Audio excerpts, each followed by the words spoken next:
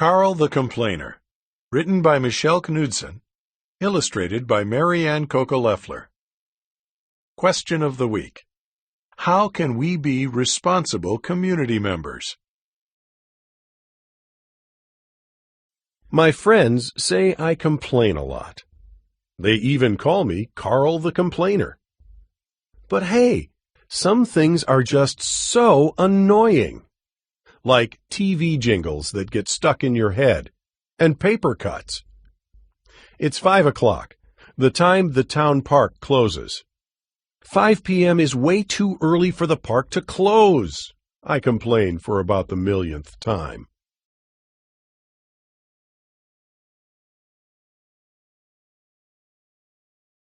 We turn down Dale's street. At least we've got a town park. He goes on. Look. I know, I say laughing. Look on the bright side. Dale starts laughing. Keep it down out there, Dale's next-door neighbor yells. Sorry, Mr. Henry, we both call out. We go into Dale's house.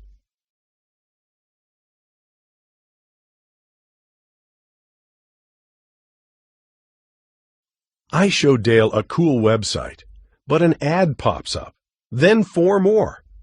Pop-up ads are so annoying, I complain. I start clicking them all closed. Wait, says Dale. There's a petition to save Power Friends. I want to sign it. I love that show. Why bother, I say. The best shows always get canceled. It's so annoying. That's what the petition is about, Dale explains. If the network sees that lots of kids like the show, they might keep it on.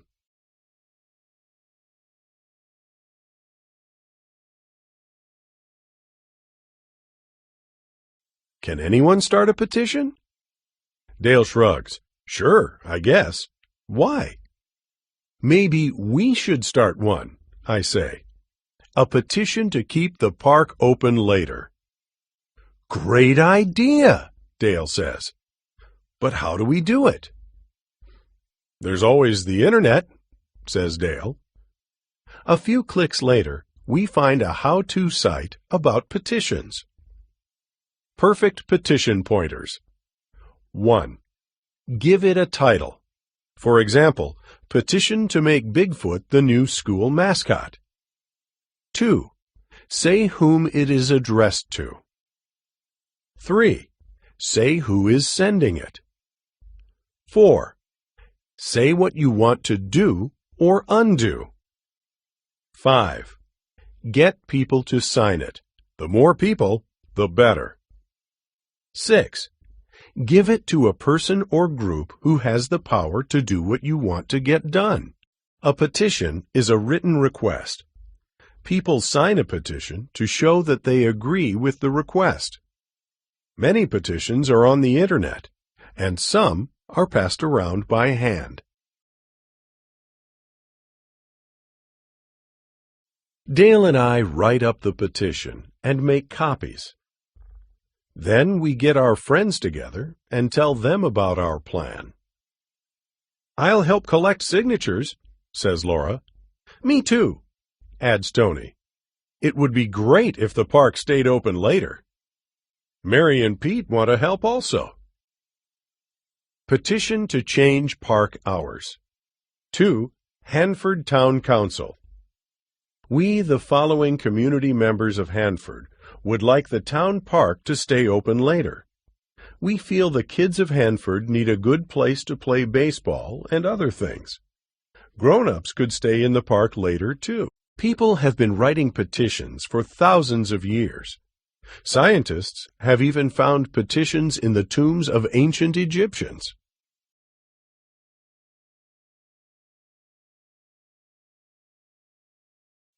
We all take copies and split up into teams.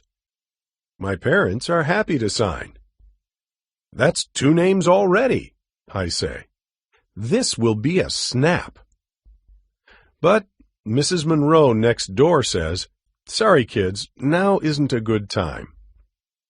At the next house, Mr. Adams listens to about one sentence. "Not interested," he mumbles. "Maybe we should try someplace with more people," I suggest.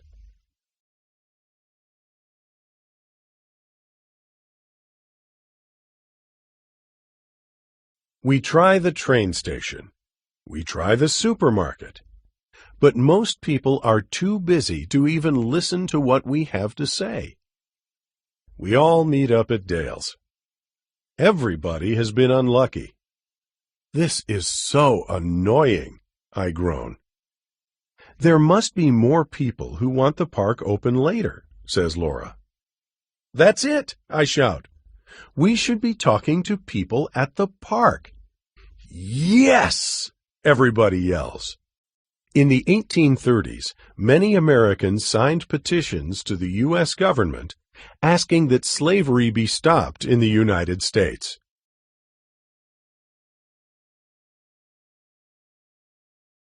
We sit around Dale's kitchen table and start brainstorming. "I'll bring treats to give away," says Tony. "People will come for the treats, and then we'll tell them about the petition." "We'll need signs, too," Mary chimes in. We set up in the park early Saturday morning. The signs look great.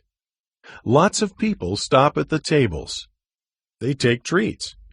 And most of them sign the petition.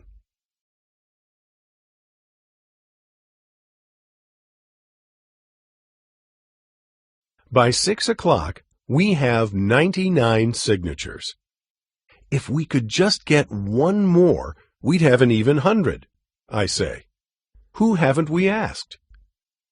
"There's always Mr. Henry," says Dale, "but—" "Good thinking," I tell him. "Let's go."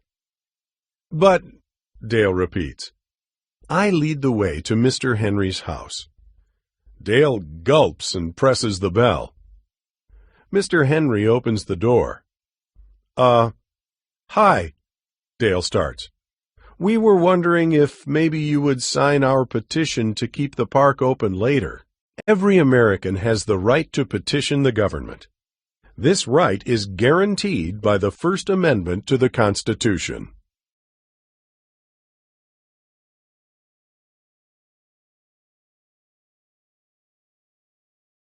"The park hours are just fine," Mr. Henry growls. He starts to close the door. "Wait!" I call out. "Mr. Henry, you're always complaining that we make too much noise, so maybe you should help us do something about it." "Oh, really? Like what?" he snaps. "You could sign our petition," I reply. "If the park's open later, we can stay there instead of playing in the street."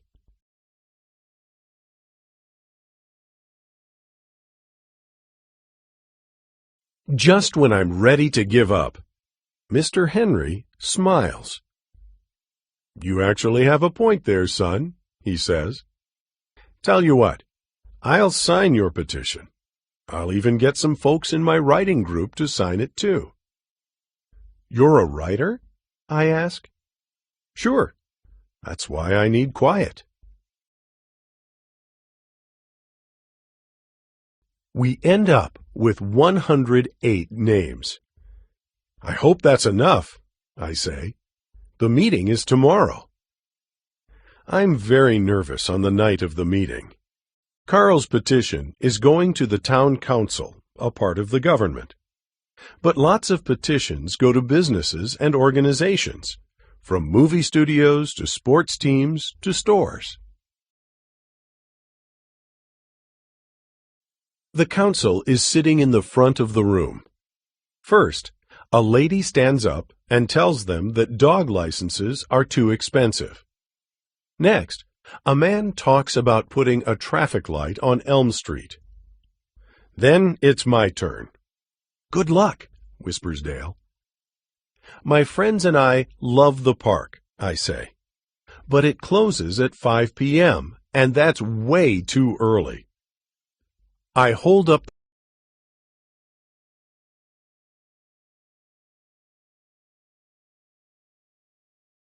The petition. All the people who signed this want the park to stay open later. I don't know, says the man with the mustache. Is it a good idea to have kids playing in the park after 5? It's better than having them run around in the street, a lady in the audience replies. That's when I notice Mr. Henry. We do play outside in the street when the park closes, I say. Sometimes the noise bothers our neighbors. I grin at Mr. Henry. Keeping the park open later would solve that problem too. Mr. Henry smiles, but the council members are still disagreeing.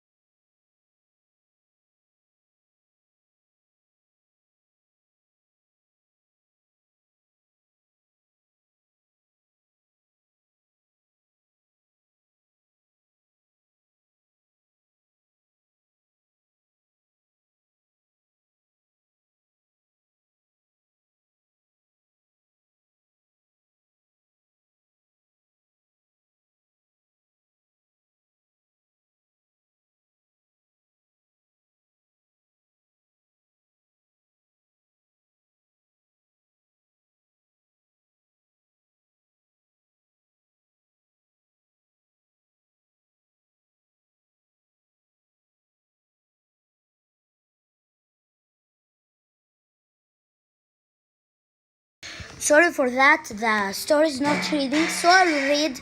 Dale gives me a high five. We did it, he says, and the best part is now. You will have one less thing to complain about. Was my complaining really that bad? I ask. Yup, Dale laughs. It was, I know, I say with a grin, really annoying.